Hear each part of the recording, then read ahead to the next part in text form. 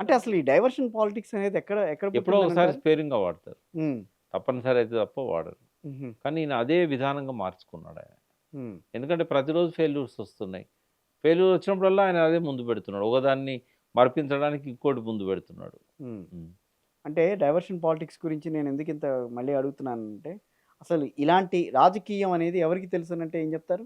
అంటే ఉంది ఇది 300 సంవత్సరాల నుంచి ఉంది గాని 400 సంవత్సరాల నుంచి.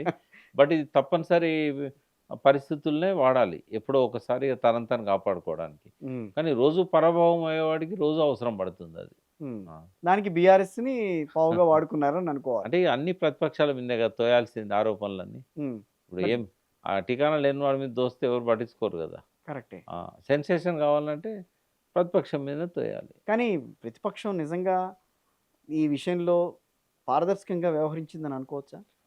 ప్రతిపక్షం ఎప్పుడు పారదర్శకంగానే ఉంటది. అభూత కల్పనలు, అవాస్తవాలు ఇట్లాంటి ప్రచారం అయితున్నప్పుడు వాళ్ళింక దాచేదేముంటది? వాళ్ళున్న విషయం చెప్తారు వాళ్ళు. అవును. కొట్లాడుతా ఉన్నారు. వాళ్ళ వాళ్ళ ప్రయత్నాలు వాళ్ళు చేస్తా ఉన్నారు. నాకైతే ఒకటి సంతోషం ఏందంటే, ఈ మధ్య కాలంలో చంద్రబాబు నాయుడు దగ్గర నుంచి మనం తీసుకుంటే, ఇంత బలంగా ప్రతిపక్షం ఉన్న సమయం మనకు కనబడదు. హ్మ్. ప్రతిపక్ష నాయకుడు డైరెక్ట్‌గా ఫీల్డ్‌లో లేకపోయినా, యెస్. ప్రతిపక్ష పార్టీ బలంగా పనిచేస్తున్నది. హ్మ్.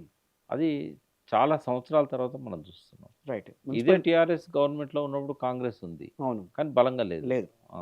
ఎన్నడూ కూడా వాయిస్ సరిగ్గా వినిపించలేదు.